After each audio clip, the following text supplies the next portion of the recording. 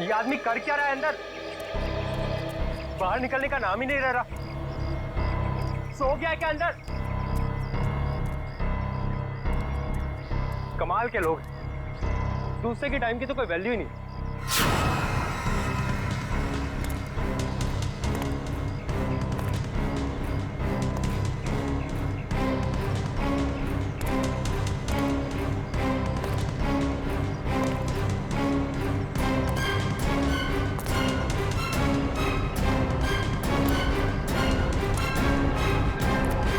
Sir,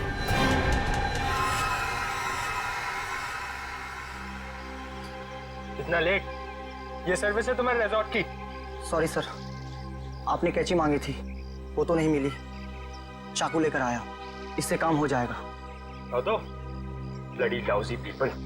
10:30 हो गए, meetings करनी है, अपॉइंटमेंट्स है, और अंदर ये आदमी बैठ के धरना दे रहा है। सर, आप अंदर नहीं जा सकते सर। हेलो डियर, सुन रहे हैं आप? ओ भाई साहब, जल्दी कीजिए, मुझे लेट हो रहा है। शराफत नाम की भी कोई चीज होती है, घर ही बनाकर बैठ गए हो। इग्नोर करने की भी हद होती है यार। अरे सुनाई दे रहा है कि नहीं आपको कुछ?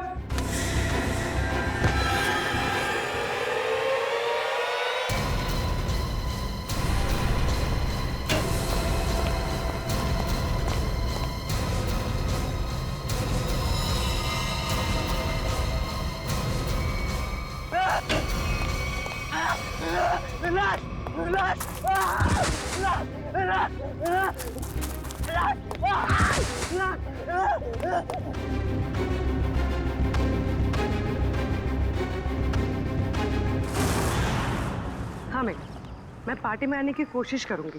कुछ प्रॉमिस नहीं कर सकती, मेरा जॉब ही कुछ ऐसा है यार, कभी भी कुछ भी हो सकता है। ठीक है, चल अब मैं रखती हूँ, बाय। नहीं, बिल्कुल नहीं चलेगा। रात को 1 बजे 2 बजे कोई भी कभी भी आके चले जाएगा। जवान लड़की के घर में रात के टाइम में किसी लड़के का आने का मतलब हम अच्छी तरह से जानते हैं। क्या चल रहा है यहाँ पे? हाँ, और ये रो क्यों रही है? आप इनसे ही पूछिए ना, इसने क्या चाला रखा है यहाँ पे। देखिए मैडम, ये सोसाइटी है और हम सब फैमिली वाले हैं, और ये कैसी कैसी हरकतें करके रखी हैं यहाँ। हरकतें? आपका क्या मतलब है? इसका मतलब ये है कि ये दोनों लड़के रात बिरात इसके घर आते हैं, दरवाजा खटखटाते हैं, शरारत करते हैं। और तुम एक बात कान खोलकर सुन लो, तुम यहाँ से खुद से चली जाओ, नहीं तो हम सब मिलकर तुम्हें जबरदस्ती यहाँ से निकाल देंगे। एक मिनट, शांत हो जाइए आप लोग। कौन है ये लोग? मुझे नहीं मालूम कौन है ये। 2 दिन से मेरी रूम पार्टनर नहीं है, और ये लोग रोज रात को आके मुझे तंग करते, जबकि मैंने इनको कभी देखा भी नहीं है। देख जिया, झूठ मत बोल। तू ही हमें बुलाती है और अब पहचानने से मना कर रही है। हाँ, कसम से हमेशा खुद ही फोन करके बुलाती है हमें। देखो, झूठ मत बोलो, मैं तुम लोगों को नहीं जानती हूँ। पता नहीं ये लोग मुझे क्यों बदनाम कर रहे हैं। देखो, झूठ और सच का फैसला कहीं और जाकर करना, समझी? गुप्ता जी, इस बात का फैसला अब अभी कीजिए आप, और अगर आपसे भी नहीं होता है तो हम सब मिलकर इस लड़की का कमरा खाली कर देंगे। प्लीज सर, ऐसा मत कीजिए।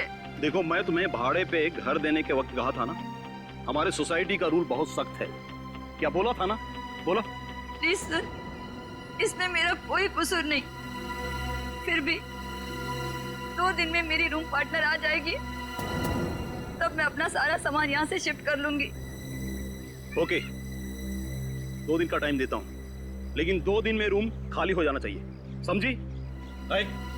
तुम दोनों भागो यहाँ से। अरे चलो निकलो। ठीक है जिया, ये तूने अच्छा नहीं किया। हाँ। पहले खुद ही हमें बुलाती है और फिर इंसल्ट करती है। कमाल है यार। चल चल। जिया, रोम, अगर तुम बेकसूर हो तो सच सामने आ जाएगा। तुम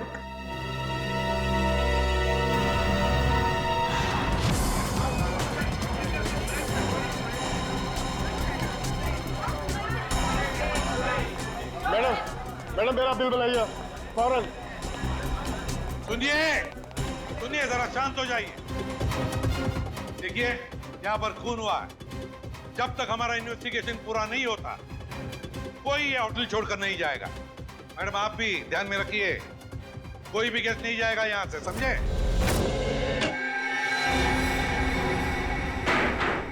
सर बॉडी नहीं है। बॉडी नहीं है? ये कैसे हो सकता है? बॉडी गई कहाँ? बॉडी कैसे गायब हो गई? कैसे हो सकता है?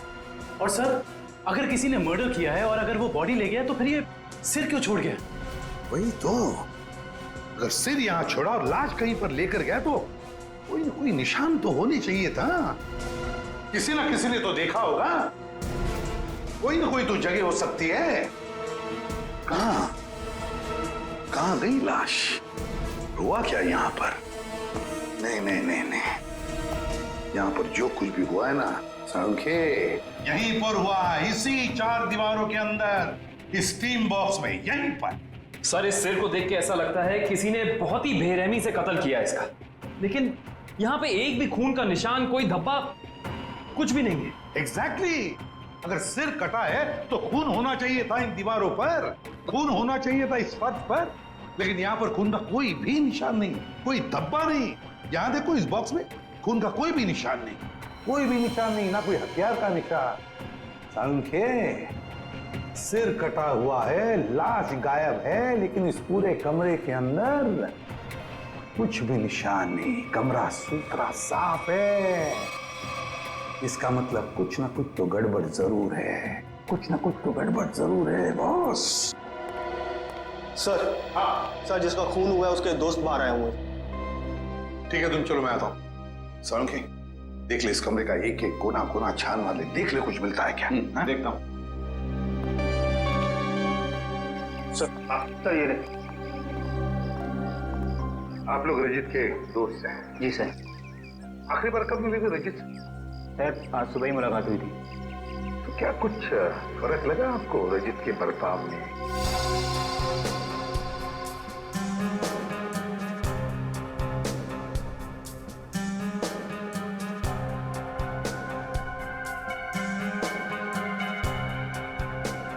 सर, ऐसी तो कोई बात नहीं है। इनफैक्ट हम जिम से साथ में ही आ रहे थे, कॉरिडोर में मेरी उससे बात भी हुई, बहुत फ्रेश और बहुत खुश लग रहा था। अरे रजित, कैसी रही तुम्हारी मसाज? हाँ, हल्का महसूस कर रहा हूँ। सेमिनार के लिए आए पर ऐसा लग रहा है वेकेशन के लिए आए मुझे लगा तुम वाकई में वेकेशंस के लिए ही आए हो। अगर कहीं सेमिनार में सो मत जाना। नहीं, मैं आधे घंटे के लिए स्टीम बात कर लूँ, फिर टॉक्सिन्स भी क्लीन हो जाएंगे और मैं फ्रेश भी लगूंगा। सर, उसके बाद हम दोनों यहाँ स्टीम रूम में आए और वो स्टीम रूम का अटेंडेंट रिकी, सर रिकी ने ही स्टीम रूम तैयार किया था रजित के लिए। Good morning sir. Good morning Ricky. 10 बजे का अपॉइंटमेंट है मेरा। Yes sir. सर, आप साइन कर दीजिए। Thank you sir. आइए सर।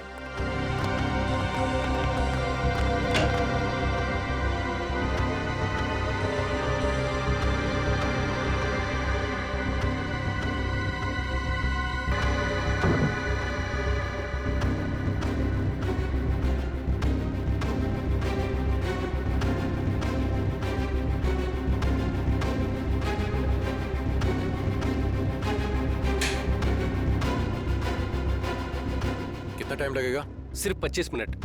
चल रजित, एंजॉय कर, ब्रेकफास्ट में मिलते हैं। चल ठीक है, ओके। स्टीम रूम का अटेंडेंट रिकी। रिकी, ये स्टीम रूम का अटेंडेंट रिकी कहाँ है? जरा बुलाओ उसे।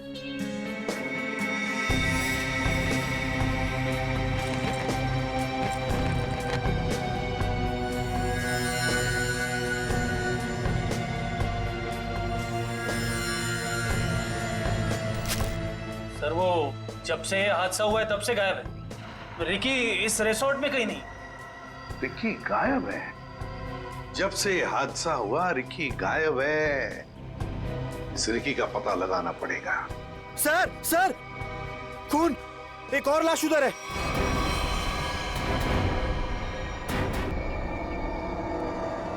ये हो क्या रहा है आपके होटल में? हाँ, एक सिर मिला है जिसकी लाज गायब और अब ये दूसरा खून। सर मैं तो खुद परेशान हूँ, ये क्या हो रहा है मुझे समझ नहीं आ रहा सर। अब हाथ फेरिए।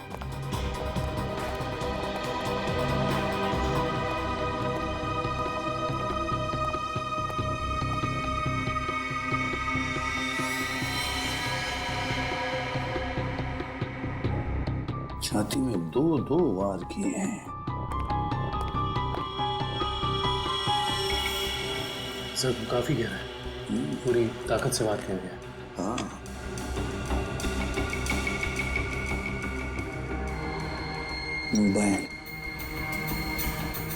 Correct sir. देखो फिंगरप्रिंट चेक करो इस पर। सर हाँ ये खाली ब्रीफकेस, स्टील की ब्रीफकेस, वो भी खाली। जरूर इसमें कुछ ऐसा सामान था जिसकी वजह से शायद इसे मारा गया। सर ये 2 ग्लासेस। दो ग्लासेस?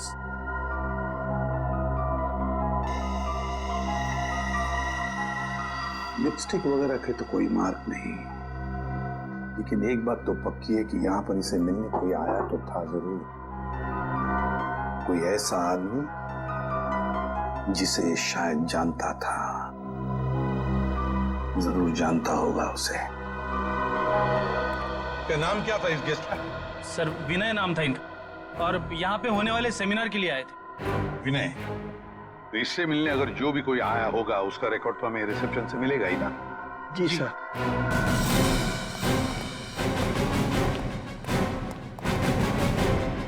देखो विनय के बारे में और कुछ जानना चाहते हैं हम लोग। ये विनय कब आया था यहाँ पर? सर मिस्टर विनय ने आज सुबह ही चेक इन किया था हमारे रिजॉर्ट में, करीब 8 बजे। 8 बजे? जी। अकेले ही आया था या कोई साथ में भी था उसके? अब नहीं सर, वो अकेले ही थे। उनके रूम में कोई बाहर से विजिटर आया था? नहीं सर, बाहर से तो कोई नहीं आया था, लेकिन उनके सेमिनार से उनके रूम में कोई गया हो तो उसका पता नहीं हमें। अच्छा, विनय के बारे में कुछ खास बात याद आती है तुम्हें? मेरा मतलब है कुछ भी, यू नो? आपके रिसोर्ट में इस ब्रीफकेस के लिए कोई पर्सनल लॉकर है? आई एम सॉरी सर, हमारे रिजॉर्ट में ऐसी कोई फैसिलिटी नहीं है। ओके। हाँ सर, उनके पास एक छोटा सा स्टील का ब्रीफकेस था जिसे वो कुछ ज्यादा ही संभाल के रख रहे थे, और उसके लिए उन्होंने पर्सनल लॉकर के बारे में भी पूछा, बट सर हमारे रिजॉर्ट में ऐसी फैसिलिटी नहीं है। स्टील का ब्रीफकेस? लगता है ये वही स्टील का ब्रीफकेस है जो हमें उसके बेड पर से मिला है। जरूर उसके अंदर कोई कीमती, कोई इंपॉर्टेंट सामान होगा। सर ऐसा भी तो हो सकता है कि इस विनय की मौत का यही कारण हो। हाँ सर, विनय के रूम में कोई होटल के बाहर से नहीं, होटल के अंदर से आया था और दोनों साथ में ही बैठे थे। सर। हाँ करण। सर इस फोन पर जो फिंगरप्रिंट थे उसे उठा लिया सर। Very good. देखते हैं आखिरी फोन किसका था। पार्टनर, जरूर किसी पार्टनर ने फोन किया था विनय को। पता लगाना पड़ेगा है कौन ये पार्टनर।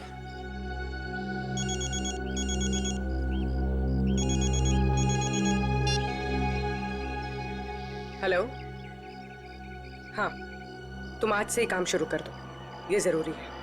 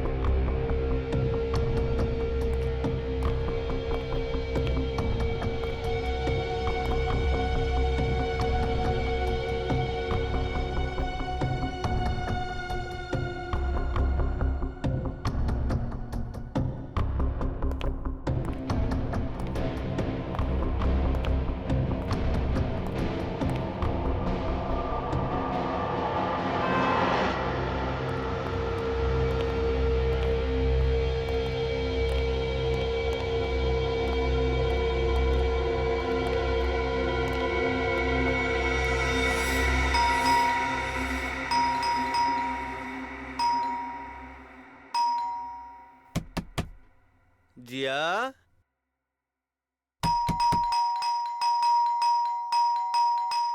दरवाजा खोलो जिया।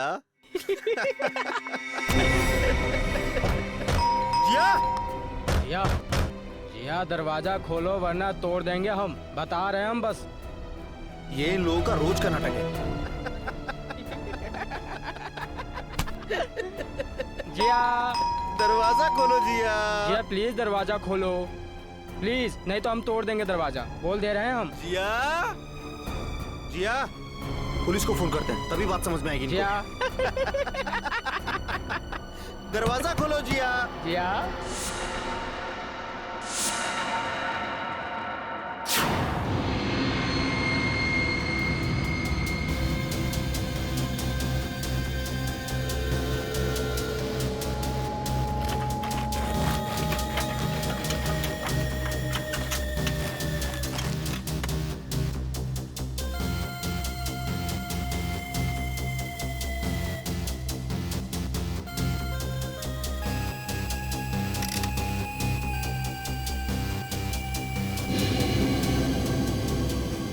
सर।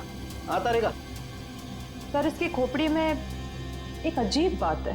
अच्छा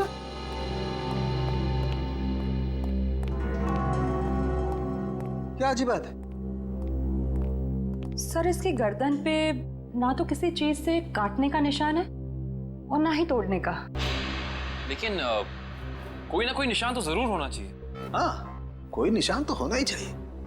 अगर हथियार का नहीं है तो किसी और चीज का निशान होना चाहिए जिससे मारा गया। और इसकी खोपड़ी का अंदर का हिस्सा बिल्कुल खाली है। ऐसा लगता है जैसे कि सारी चीजें पिघलकर बह गई हो।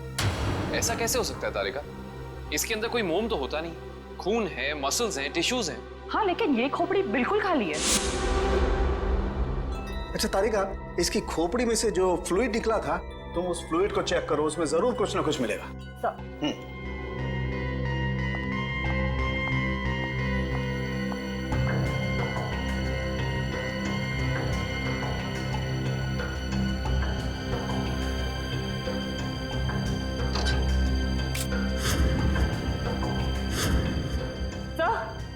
ये देखिए।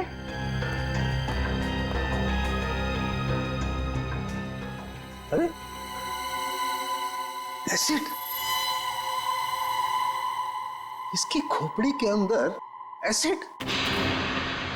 सर इसका मतलब है एसिड या किसी केमिकल से इसके सर के अंदर के हिस्से और इसके शरीर को पिघला दिया गया और फिर स्टीम बॉक्स के ड्रेन पाइप से बाहर निकाला गया। हाँ, और वो भी 30 मिनट के अंदर। सर ये कैसे हो सकता है?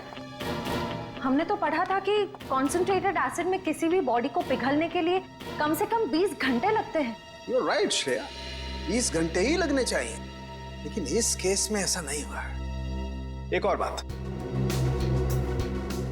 इस ड्रेन पाइप में मुझे कैल्शियम फॉस्फेट, जिससे इंसान की हड्डियां बनती हैं, वो और कुछ टिश्यूज के टुकड़े मिले हैं। मुझे लगता है जिस एसिड से इस आदमी के शरीर को पिघलाया गया है, ये एसिड किसी की इन्वेंशन है, कोई नई खोज। हाँ सर, उस बॉटल के निचले हिस्से से जो निशान बना था जिस केमिकल से, वो भी एसिडिक है और हमारे किसी केमिकल से मैच नहीं करता। लेकिन सर, अगर इस एसिड ने रजीत की बॉडी को पिघला दिया तो फिर वो स्टीम बॉक्स क्यों नहीं पिघला? वो इसलिए क्योंकि ये एसिड किसी मेटेलिक चीज को नहीं पिघलाता है और इसीलिए इस एसिड को कांच की बोतल में रखा गया था। सर फिर तो उसे बहुत दर्द हुआ होगा। नहीं वंश, मुझे नहीं लगता है इसे दर्द महसूस हुआ होगा। क्यों सर? क्योंकि श्रेया पहले इसे बेहोश कर दिया गया था। मतलब पहले इसे बेहोश किया गया, फिर मारा गया, उसके बाद स्टीम बॉक्स की ड्रेन पाइप से बहा दिया गया। बहुत ही डरावना और भयानक तरीका है किसी की जान लेने का। हाँ, और बहुत ही अजीब भी। ये सब कैसे किया गया होगा, ये कौन सा एसिड है, ये सब पता लगाने के लिए मुझे थोड़ा वक्त लगेगा। लेकिन सर, अगर ये किसी का आविष्कार है, नई खोज है, तो जाहिर सी बात है उसने इसके पेटेंट को रजिस्टर करवाया होगा। बिल्कुल करवाया होगा। इंटरेस्टिंग। इसका मतलब जिसने भी पेटेंट रजिस्टर करवाया है उसकी सारी इंफॉर्मेशन हमें गवर्नमेंट ऑफिस से मिल सकती है। हेलो, क्या? रजीत का? ओके। अभी पता चला है कि विनय ने जिस पार्टनर वाले नंबर पे फोन किया था वो और किसी का नहीं बल्कि रजीत का नंबर था।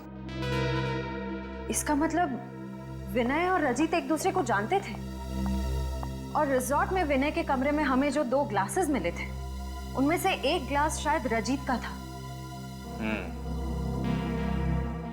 अब तो विनय के घर वालों से ही पता करना पड़ेगा। देखिए घर पर नहीं है, तोड़ दो दरवाजा।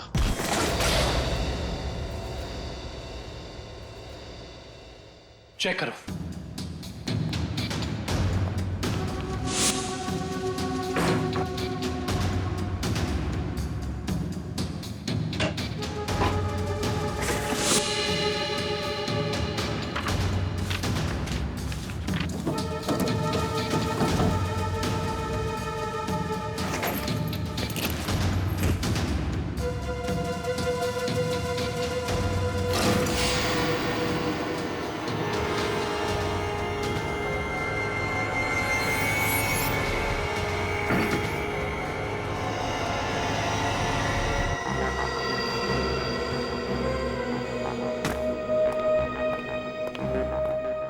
ये बॉटल देखो, इसका नीचे का हिस्सा बिल्कुल वैसे ही है जैसा निशान हमें रिजॉर्ट के स्टीम रूम में मिला। तो इस केमिकल से रिकी ने रजीत की बॉडी पिघला कर उसका खून कर दिया है। हाँ, लेकिन एक स्टीम रूम का अटेंडेंट किसी को इतनी चालाकी से नहीं मार सकता। ये उसके दिमाग का काम हो ही नहीं सकता। कोई है जो उससे ये करवा रहा है। कौन करवा सकता है ये सब? इसका जवाब तो रिकी देगा। हाँ, और उसके लिए रिकी का मिलना बहुत जरूरी है। चलो बाहर लोगों से पूछते हैं, शायद उसे जाते हुए किसी ने देखा। एक्सक्यूज मी, आप लोग सब यहीं आसपास रहते हैं? जी जी।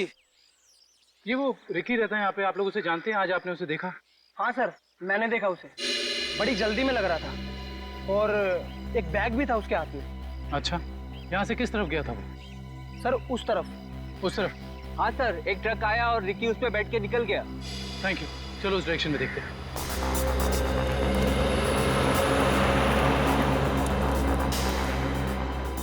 ये देखो, यहाँ पे रेत गिरी है, शायद ट्रक से गिरी होगी। इसका मतलब जिस ट्रक में रिकी गया वो ट्रक बिल्डिंग मटेरियल लेके जा रहा था। यहाँ आसपास कुछ कंस्ट्रक्शन चल रहा है, ढूंढना पड़ेगा।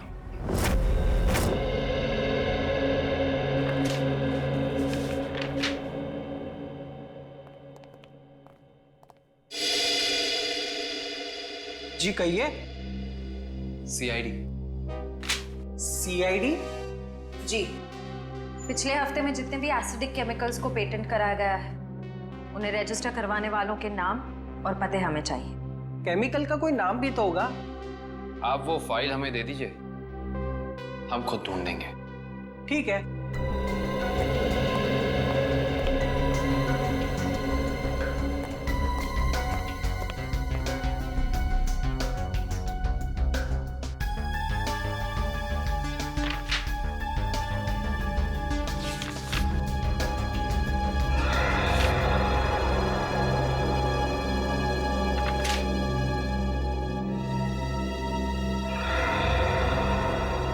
ये देखो, ये एसिड हाइड्रोवर्क्स नाम की एक कंपनी ने रजिस्टर कराया है और इस कंपनी के मालिक हैं रजित और विनय। इसलिए विनय के सेल फोन पे रजित का नंबर पार्टनर के नाम से सेव था। रजित अपने खोज से मरा और उसका पार्टनर विनय एक बंद कमरे में मरा हुआ मिला। इंटरेस्टिंग। ये केस तो और भी ज्यादा उलझता जा रहा है।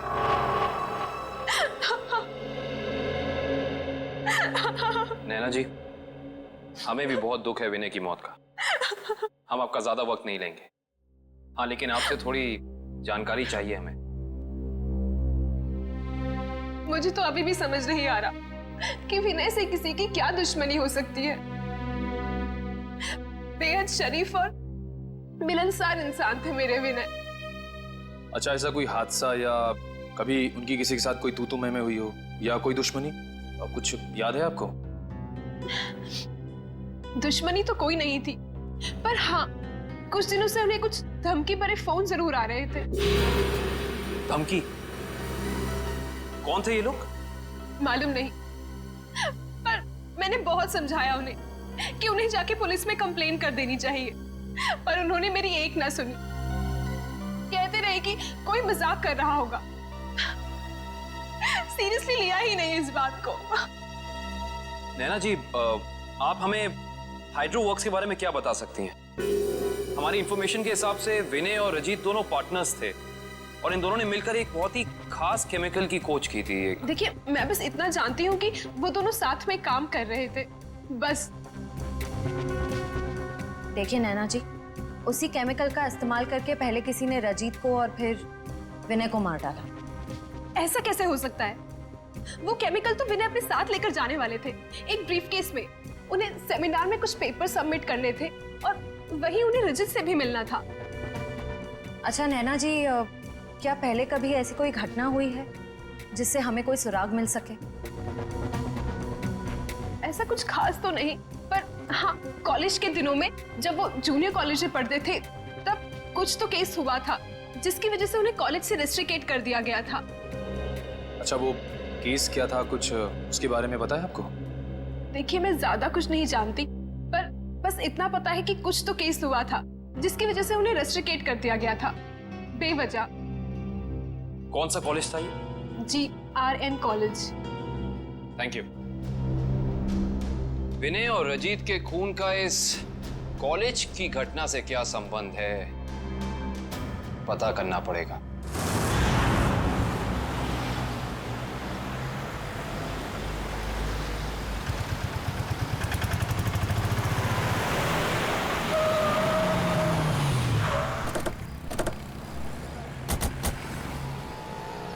ये देखिए, रेत यहाँ पे पड़ी हुई है और ये देखो टायर के मार्क्स। इसका मतलब ट्रक यहाँ पे आके रुक गया था, लेकिन ये कंस्ट्रक्शन का काम भी तो बंद है। यही वजह है कि अब हमें ये पूरी जगह चेक करनी होगी। आओ अंदर चलकर देखते हैं।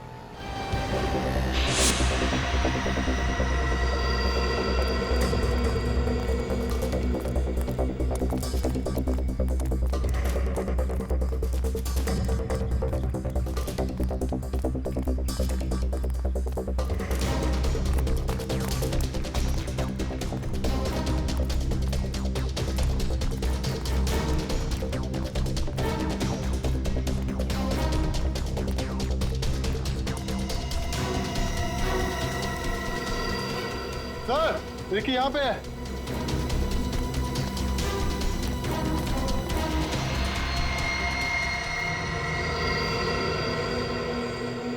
रिकी, रिकी, ये तो ठंडा पड़ गया।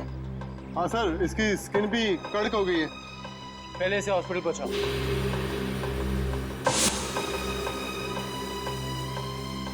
इशिता, एम्बुलेंस बुलाओ।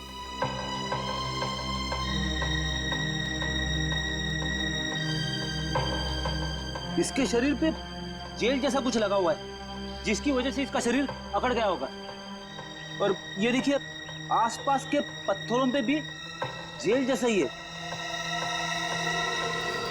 ये देखो,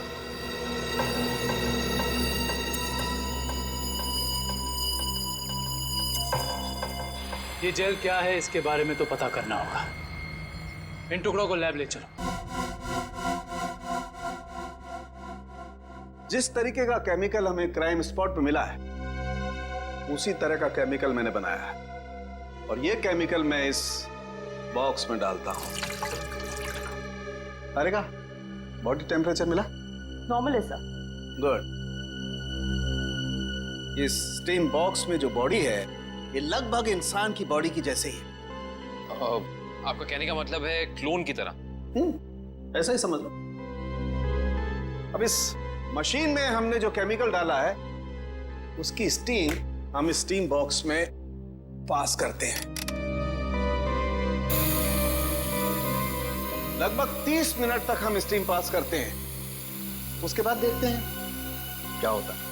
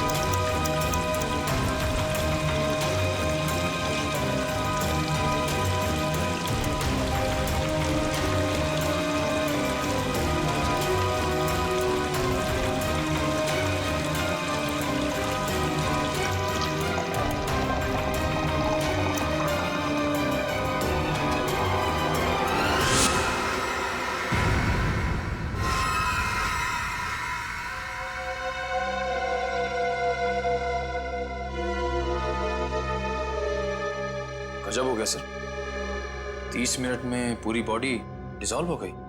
हाँ निखिल, ये केमिकल बहुत पावरफुल है। थोड़ी सी मात्रा में पूरी की पूरी बॉडी पिघल करके बह जाती है। रिकी की बॉडी भी इसी केमिकल की वजह से फ्रीज होकर के अकड़ गई थी। आई सी, बहुत ही खतरनाक केमिकल है ये।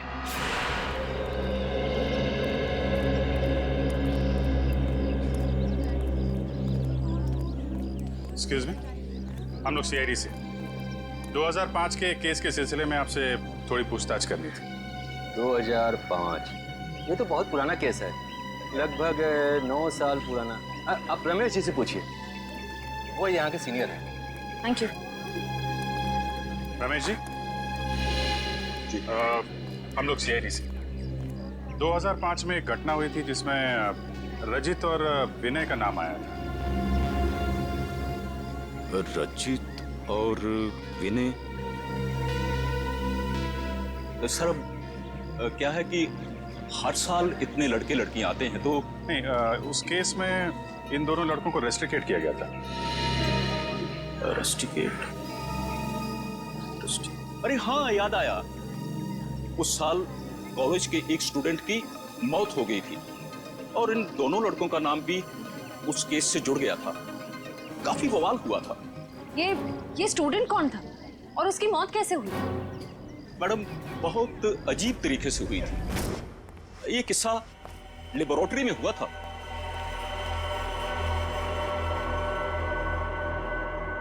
इतनी देर तक कौन काम कर रहा है? कौन काम कर रहा है?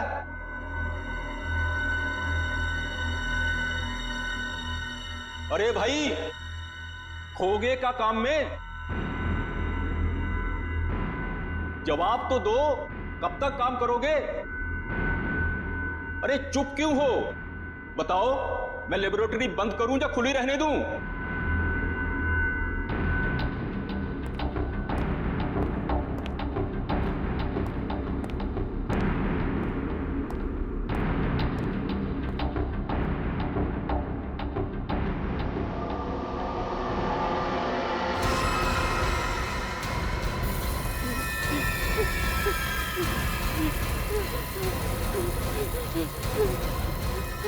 विनय, विनय,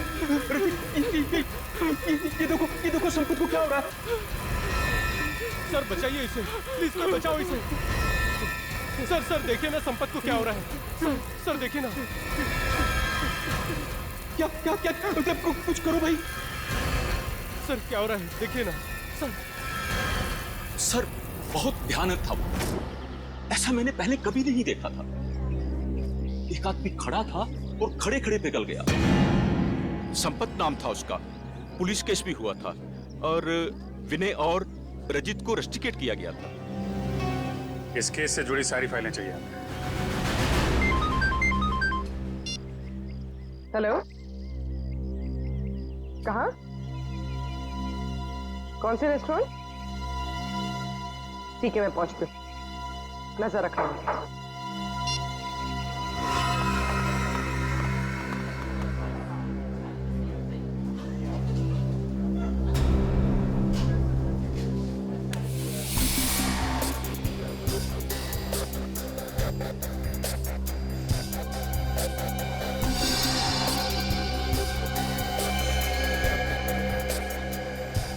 मजा तो आता है यार।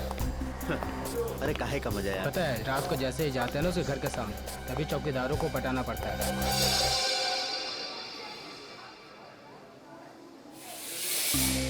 मैडम, आप यहाँ कैसे? तुम लोग क्या समझते हो? तुम लोग कुछ भी करते रहोगे और तुम्हारा कोई कुछ नहीं बिगाड़ सकता। मैडम, हमने क्या किया? एक लड़की का जीना हराम कर रहे हो और पूछ रहे हो क्या किया है?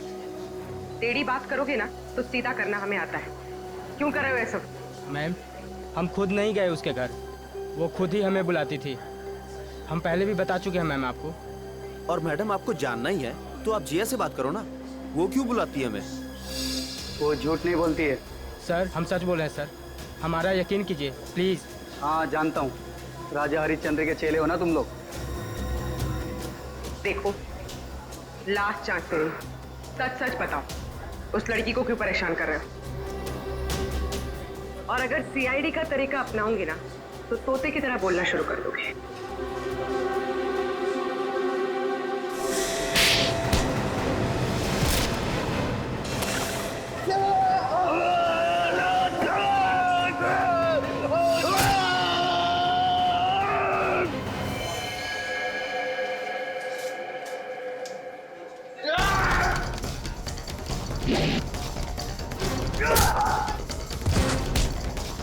लड़कियों को छेड़ता है।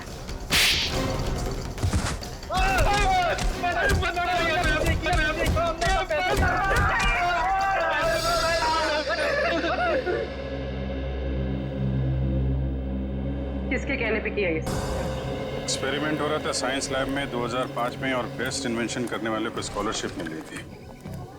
ये तो स्टूडेंट पिघल के मर गया था संपत।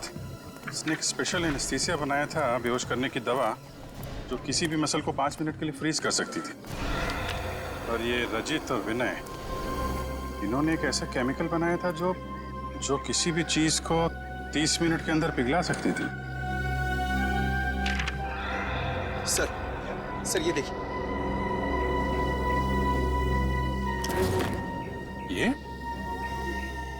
ये भी उस वक्त कॉलेज में था और ये बात उसने हमसे छुपाई।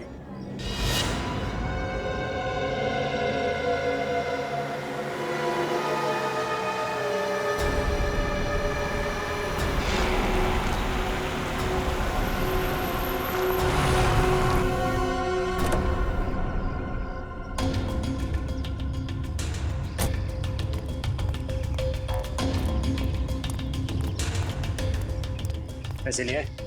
हाँ, ये देखो।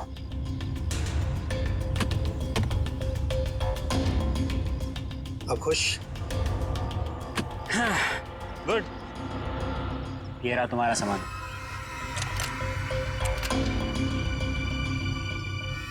तो ये है दुनिया का सबसे बड़ा आविष्कार जो अब मेरा होगा। बिल्कुल तुम्हारा है। Thank you. वेलकम।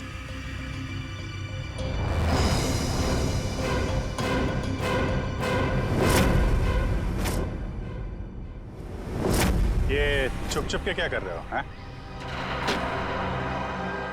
क्या कर रहे हो चुप चुप के? आगे मत बढ़ना, वरना ये बोतल इसी के साथ मैं फोड़ दूंगा। मत बढ़ना आगे, कह रहा हूँ आगे मत बढ़ना, नहीं तो ये मारा जाएगा। तुम यहाँ से जा नहीं सकते हो, छोड़ो उसे। आगे नहीं बढ़ना। कहा ना, मैं झूठ नहीं बोला, झूठ नहीं बोला मैं। पीछे रहो, आगे मत बढ़ना।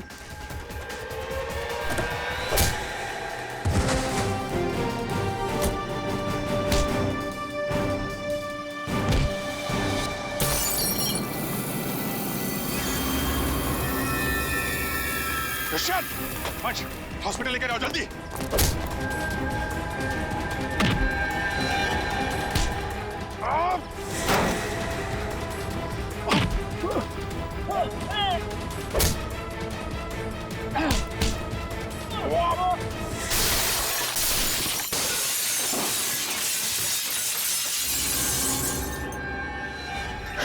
हाँ, मैं नहीं मारा उसे। विनय और रजित के केमिकल का इस्तेमाल करके मैंने संपत को लैब में मार डाला। रेतेन, तुम यहाँ क्या कर रहे हो? और संपत के बनाए हुए केमिकल पर अपना नाम डालकर मैंने उसे भेज दिया। क्यों किया तुमने ऐसा? मुझे पैसों की जरूरत थी। मेरे खर्चे पूरे नहीं पड़ रहे थे। और जब मुझे पता चला कि संपत ने एक ऐसे केमिकल का आविष्कार किया जिससे बॉडी फ्रीज हो जाती, उसकी इंटरनेशनल मार्केट बहुत ज्यादा थी। उससे वो केमिकल हासिल करने के लिए मैंने उसे भी मार डाला। रजित और विनय को उन्हीं के खोजे हुए केमिकल से मार दिया और केमिकल बेच के पैसा कमाना चाहते थे, क्यों? हाँ। और इसमें वो स्टीम रूम का अटेंडेंट रिकी, उसने तुम्हारी मदद की थी। हाँ, लेकिन मैंने उसे पैसे दिए थे। इस बॉटल का सारा केमिकल स्टीम बॉक्स में डाल देना। जैसे ही काम खत्म हो जाए इस बॉटल को गायब कर देना। चलो। हाँ, समझ गया। चलो निकलो। मैंने पहले विनय को मारा।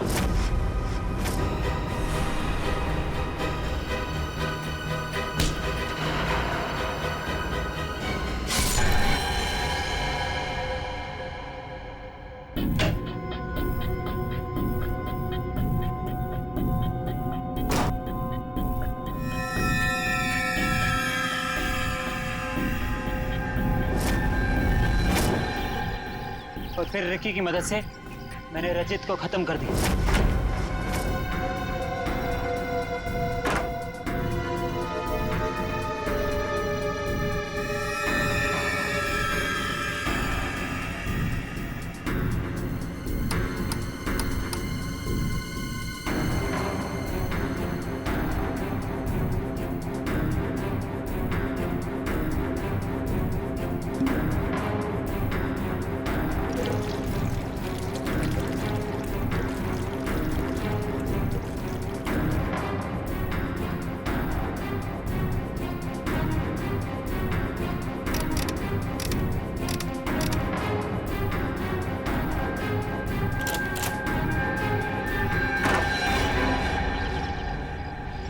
रिकी तो तुम्हारा साथी है ना, फिर उसे मारने की कोशिश क्यों की तुमने?